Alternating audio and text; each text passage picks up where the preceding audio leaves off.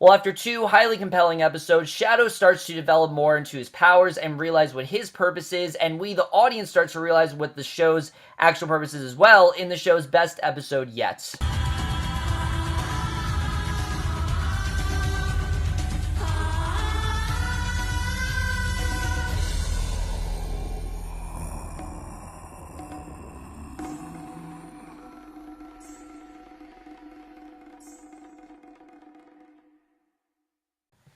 Hey guys, coming from American Gods, Season 1, Episode 3, Head Full of Snow, and I was definitely really looking forward to this episode. I've said it before, the show very much reminds me of like a Legion or a Westworld where you don't really know exactly what's going on, but it's a show that's so intriguing, I just can't wait for it every single week. And as much as I love The Leftovers, I mean, this show is a great follow-up, it really is. I mean, just having both these shows on the same night, I think is really benefiting the show so far, and for me, this by far was the best episode we've seen from this show. I thought it was really incredible. So many just really great vignettes in this episode. That's something the show has really seemed to excel at. Like, they do these really great vignettes in the beginning, and I think the one we got here was maybe the show's strongest one yet. No Bilquist in this episode, but again, like I said in my intro, Shadow is really starting to learn more of, what his powers really are, and that really gets the audience more on board as well. But let's just get into this episode, because there definitely is a lot to talk about. A lot did go down in this episode, and let's start off in, like I said, sort of like the prologue of this episode. We start in America, and we see this old woman, Mrs. Faddle, and she's standing on a chair to reach a high shelf, and the chair wobbles ominously, but the woman gets her jar of preserves, and she prepares to cook for her 8 grandchildren, and there's a knock at the door, and when the woman answers, she finds a black man there that she doesn't recognize. This guy's just, like, randomly showed up, and he says that he's at the right apartment and tells her that she's to come with him because she has died, and immediately you're thinking that, oh, this guy is here to torture her or something, but it turns out she's actually died, and she does come with him, and Mrs. Faddle figures that he's a robber, that there's no way that she's actually dead. I mean, this guy's crazy, but the man Anubis assures her that she is in fact dead, and that he's there to take her, and her corpse is lying on the floor where it actually fell. It turns out that when she was on the chair, she actually did fall, and Anubis says that her family will come soon and find her, and he assures her that her family will do right by her and bury her properly, and her son will mourn her and then name his daughter in Mrs. Faddle's honor. So Mrs. Faddle tidies her body and wonders why Anubis came for her. Like, why out of everyone did he come for her? And he explains that Mrs. Faddle was taught the ways of Egypt, and he brings her to the scales, and she invites Anubis to taste what she was cooking for her family, and he obliges. He assures her that it's perfect, and then leads her up to the fire escape and to a temple overlooking a vast desert, and Anubis then takes her to a set of scales. He sets a feather on one plate, and he literally takes out her heart, and he places it on the other plates, and she's, like, completely fine with it because she's dead. I mean, it has really no use. She missed her sins, but says that she did her best, and the feather outweighs her heart, and Anubis tells her that her best was good. Anubis then takes her to 5 doors and tells her to choose one. She asks him to choose 4 because he's kind, and one door opens, and Mrs. Faddle goes to it, and she hesitates, but her cat has been following, pushes her through, and the door then closes. And again, not entirely sure what this is tying into, but this was an extremely well done opening of this woman who, very much like Shadow, was very much denying what was going on, but now is really starting to understand what her true purpose is. And I do think there's a big connection to this scene that happens at the end of this episode, and I'll talk about what I think that really is, but this was an incredibly well done scene. I think they're really doing a great job at these just little openings. It perfectly sucks you into the show, and I think they did that incredibly. I think this was probably their strongest one yet. The imagery was fantastic. The story was just really interesting. It was also the longest one yet, but it had to be long. It was a very compelling story. I'm really liking what we're getting out of this Mr. Ibis character, how he kind of gives us, one vignette each episode, and we actually get 2 of them here, and I think this definitely, like I said, out of all the ones we got, was the strongest one yet, and quickly this is becoming one of my favorite aspects of the show.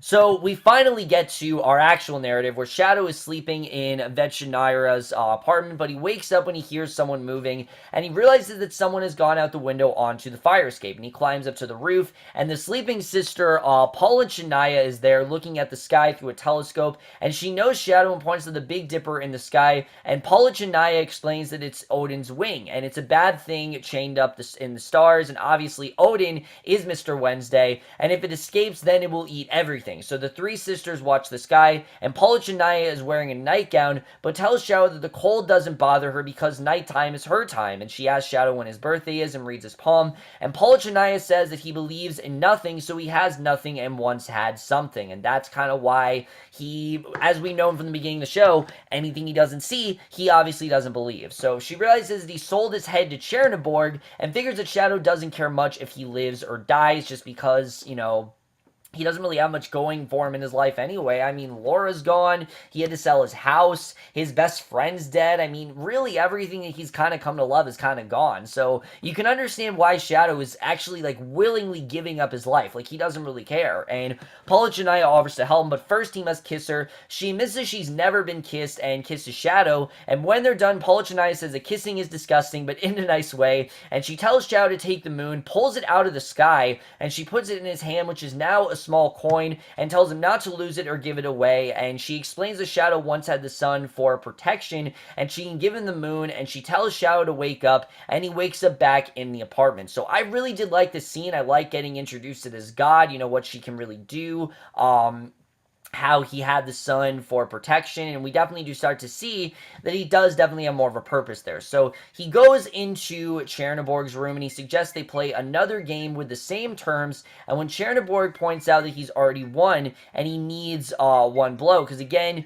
you know, Czernebourg won in the last episode, you know, he's now basically getting prepared to kill Shadow with the hammer. We knew Shadow obviously wasn't going to die. He's our main character, that's just not going to happen, but Shadow suggests that Czernebourg might not kill him with one blow. So he wants Czernebourg to make sure that he can finish the job. And if Shadow wins, then Czernebourg comes with Wednesday, and he still gets a shot at Shadow afterward. That he will, in fact, be able to take down Wednesday, and he'll be able to make sure that Shadow is actually dead, which, again, I think is very fair. So Czernebourg agrees, and he goes out to begin the game. And Wednesday then visits Vetchinira in her room, says that he's trying to go to bed, and he says that she deserves better than a cheap apartment room, and tells her that she needs a court to adore her, and you know, she just deserves a lot better than this. And again, as we know, the gods are not in their godlike status right now. Like, they're in these very modern type, mundane type environments, and obviously Wednesday knows she deserves a lot better, and Wednesday tells her that things will be better soon enough, and Shadow and Czernebourg then play checkers, and I thought, again, this was a very riveting scene, just seeing these two play checkers, not knowing what's going to happen here. So then Shania tells Wednesday that in the old country, she opened the gate for her father at dusk, and now she tells fortunes for dollars, and obviously she doesn't want to have to do that. So Wednesday brushes her hair, asks her to tell his fortune, and Vetchinira then reads his tea leaves and says that he will fall at what he intends, and if they win, he tells her that his only fortune is that day, and invites her to walk with him out in the gathering storm. And again, just a really great scene here. I really did like seeing Wednesday. You can tell he really does want to help these gods, and now it is really making a lot of sense that, again, these gods are not in their godlike position. They're in a very mundane position. You know, they're in a very mundane, vulnerable position, and Wednesday is clearly trying to put them back into their godlike status, and I'm really interested in seeing, you know, where he's going to go with that. So Shadow says that Czernebourg is playing the same game as before. I mean, this is literally the same exact game. And Czernebourg angrily tells him to shut his mouth. Wednesday and Vetchinira then go walk on the street. She tells him that this time they will kill him, that this is going to happen. And he reminds her when they were young and they kiss. And as it starts to rain, Vetchinira then wonders what he's done. And we then see Paula Chania watches the sky as the storm clouds gather, and Vetchinira says that she can taste Wednesday on the rain, wonders what else she can taste, and Wednesday tells her that she can taste war. Remember, Odin is a god of war. And Shadow then beats Czernebourg, and he smiles, and I was so happy to see him beat Czernebourg. Just, it was a long time coming, and Czernebourg, it seemed like it was impossible to beat him, but Shadow actually did have the skill set, and his opponent laughs, agrees to go with Wednesday to Wisconsin, and then he will kill Shadow. He's going to make sure that Shadow is killed. So The next morning, Shadow wakes up, realizes there's no fire escape outside the window, and he finds the coin in his pocket just as Wednesday comes in and tells him that they're going to rob a bank. Almost like the entire night didn't happen. Now, we know obviously it did, but to Shadow, it kind of feels like it didn't happen. So Wednesday just casually tells him they're going to rob this bank, and Jack then goes into a restroom. He finds Sweeney passed out on a toilet. And remember Sweeney, the leprechaun from the first episode? We get a lot more of him in this episode. And when he wakes up, Jack tells him to move along. He warns her that if she shoots, then the gun will jam or backfire, and advises her not to push her luck. And unimpressed, Jack shoots the bottle he's drinking from. Sweeney then picks the glass out of his face and glares at her. And later, Sweeney then staggers the road. He's heading to Wisconsin. And a driver then pulls up and offers him a ride as far as Madison. And the kind man figures that Sweeney is drunk and says he's been 11 years sober himself and remembers what it was like. And Sweeney gets in and insists that he's not a drunk, and he dozes off. And a truck ahead of them then has a blowout. A pipe then flies off the back and takes the driver in the head. And the car then goes off the road. The police eventually arrive. And as the officer notes that it was some crazy bad luck, Sweeney realizes that he's missing his lucky coin, and he walks off furious. And we know that Shadow has his lucky coin. I love the way they told the story with Sweeney and what was going on. We can tell Sweeney's a man who he gets what he wants, and when he doesn't get what he wants, he does in fact have bad luck. That's something that's always been associated with leprechauns, that leprechauns give you good luck. But now that he's in this mundane environment, his luck is not as good as it once was, and I like seeing that. I like seeing that Sweeney, he's trying to get his luck back, and obviously Shadow is the one who has his coin. I thought that was definitely very well done. So for the next 5 or so minutes, we then get sort of another vignette type scene here. And again, I think this was definitely very well handled. This didn't feel like it was random. It actually worked very well here. Somewhere in America, we see the salesman named Salim. He goes to Penjabul's office to meet with Mr. Blanding, and he finally points out to the receptionist his appointment was 30 minutes ago, and tells him that Blanding knows that Salim is there. And Salim then waits another 90 minutes and then asks the receptionist to tell Blanding that he's there. She says that Blanding is at lunch and has no idea when he's actually going to be back. So 5 more hours pass. The receptionist finally tells Salim that Blanding won't be coming back that day. And she tells him that they only take appointments by telephone, and wonders why Salim is smiling. And Salim says that a salesman in America is naked without a smile. And yeah, he does have a point there. When you're a salesman, you have to smile, and promises that he'll telephone the next day for an appointment. So it's raining outside. He tries to haul a taxi, and the djinn finally picks up as he drives. They chat, and the driver says that he was in Salim's omen a long time ago at the lost city of Towers, and Salim points out that it perished over 1,000 years ago, and explains he's been in America for only a week, and all it's done is eat his money. It doesn't seem to be really helping him out at all. And he admits that he sells cheap gewgaws and baubles, and they get caught in traffic, and the djinn then dozes off. Samil then gently wakes up, and he sees the djinn's eyes briefly flare with fire in the rearview mirror, but he's okay with it. He doesn't seem to be that repulsed or even really that scared. He's completely unscathed by seeing the djinn. And before the djinn readjusts his sunglasses, Salim talks about how his grandmother said that she saw a spirit on the edge of the desert, and it had eyes just like the djinn's. And the djinn then says that there aren't many like him in New York. They know nothing about his people, and he points out that if he could jack wishes, he wouldn't be driving a cab. So Salim then puts his hand on the djinn's shoulder, and after a moment, the djinn takes in. After a moment, Salim then sits back. And again, this entire scene was just really compelling here. We see the djinn drives to Salim's cheap hotel. The salesman pays his fare and tells the djinn to keep the change. And as another passenger gets in, Salim taps on the window. He tells the djinn his room number. The djinn goes up with Salim, who takes his hand. And once they're in Salim's room, the djinn then takes a shower. The two men then have sex, and everything seems fine, right? He's accepted who the djinn is. The djinn seems to really love Salim. But then Salim kind of gets the short end of the stick here. He wakes up, discovers that the djinn is actually gone. He finds the djinn's clothing and a fresh set of ID on the floor. He puts the clothing and sunglasses on, and he goes up to become a cab driver in the djinn's cab. And obviously, the djinn has conned him. The djinn is definitely going to use him into kind of becoming his kind of like what Shadow is for Wednesday. And again, I don't know if we're going to get more of the storyline. I'm sure we will at some point, but what we got of this here was just really compelling. I was very surprised that we got something like this in this episode, but again, it does show how great the show does with these little type of vignettes, and I'm very interested in seeing where Salim's story is going to go from here. So Wednesday and Shadow drive him to the bank that he'll be robbing. He tells Shadow to have faith in him, and Shadow is obviously very reluctant. He's telling Shadow, oh, look, you're supposed to be, you're supposed to be my borrower here. You're supposed to do everything I tell you to do.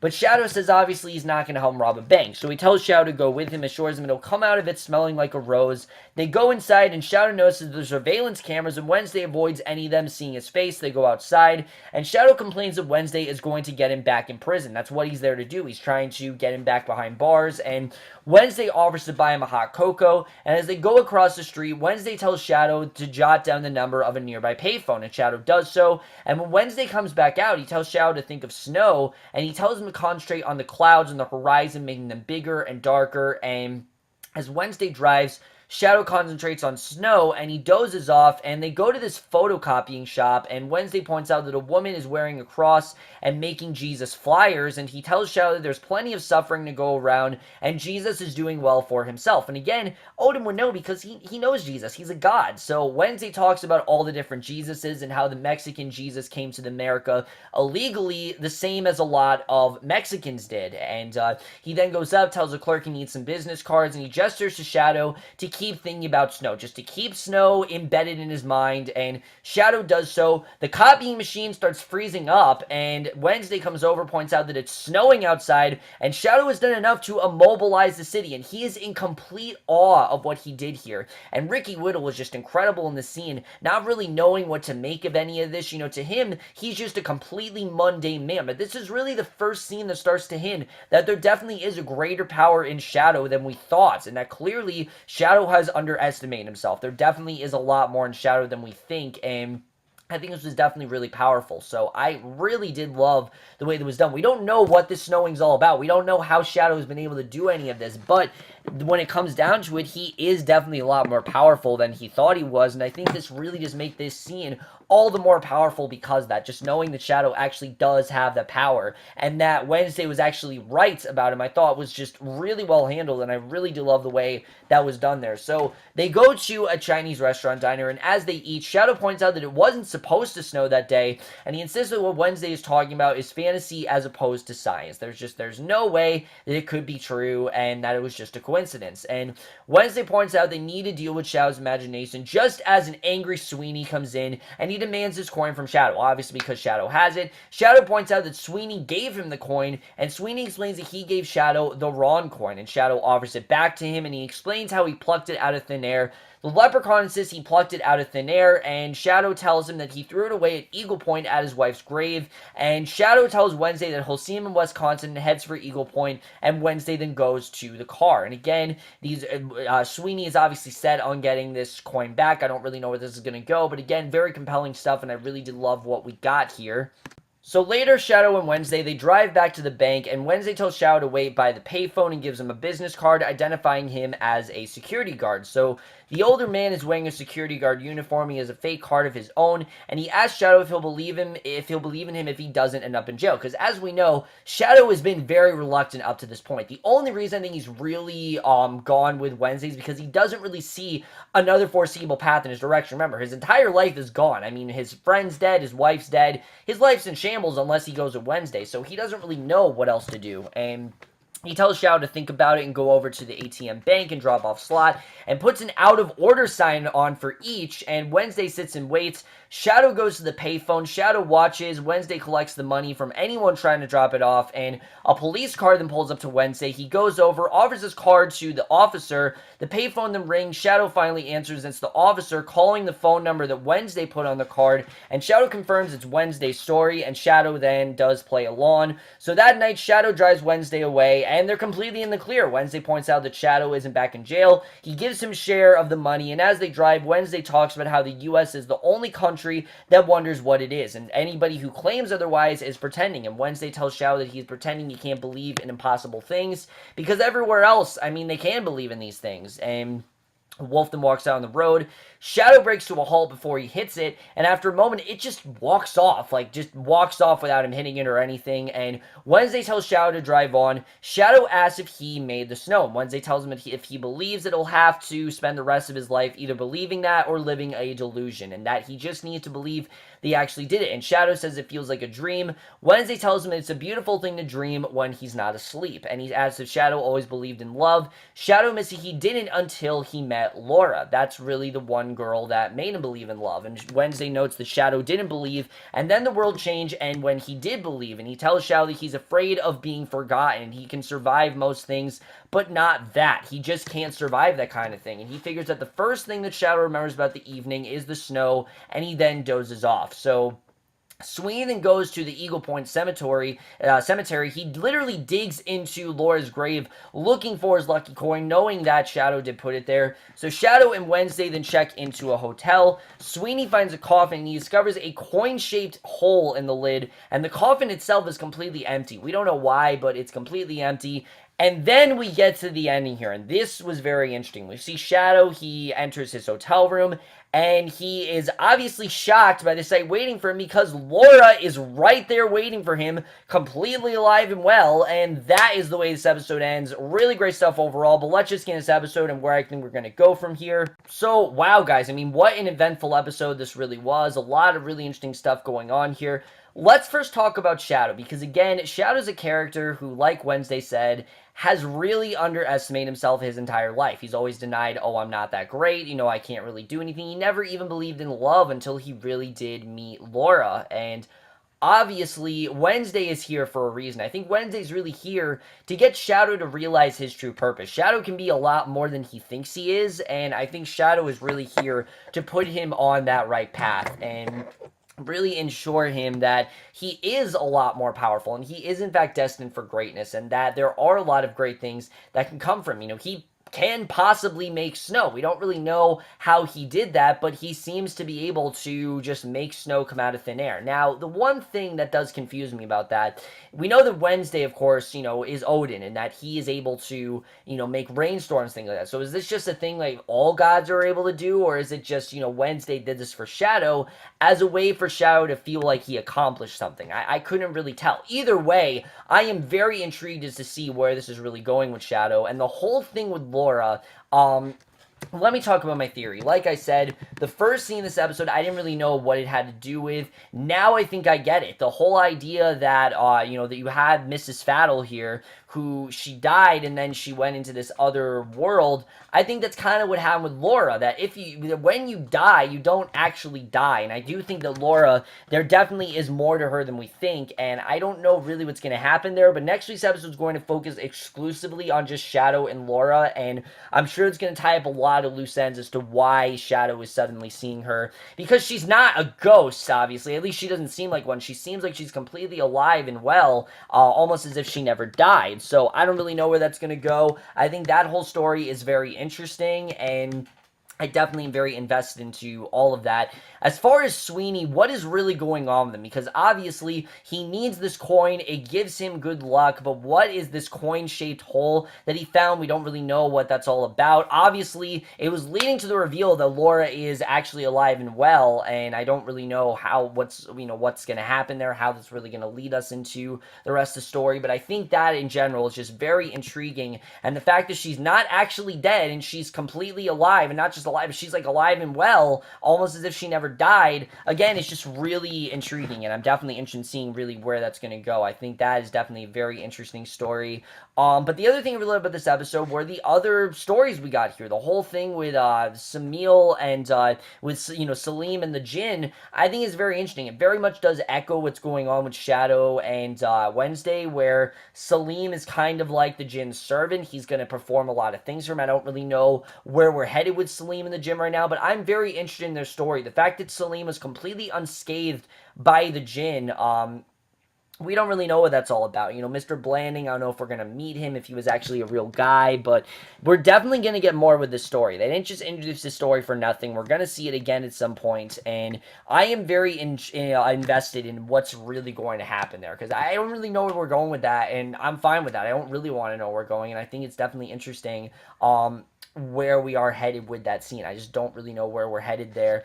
And then as far as the gods, I think I'm starting to get it now. I think most of these gods were put on Earth, and now they're in these very human-type positions, and they don't like it, obviously. They're a lot more powerful than that. Wednesday knows that. They know that. They don't want to be in these positions. They're obviously very frustrated, especially someone like, Vichinara, who now she is just this fortune teller. She used to be a lot more powerful than that, and he knows she can be a lot more powerful, and I think he's taking all of these gods and he is trying to give them these better lives. And I definitely get the sense that America was not where these gods originate from. Like, they want to be... Now, obviously, they are Greek gods, but they want to be somewhere that's not America, and that America is restricting them from really doing what they can, because, again, America's belief system is so flawed, and that America just doesn't believe like other countries do. And I don't know if that's what Wednesday's really getting at, but I think that definitely is very interesting. And I think I am definitely starting to understand what's going on with the gods. How Laura is connected to that, I have no idea. I don't know how she's connected to it.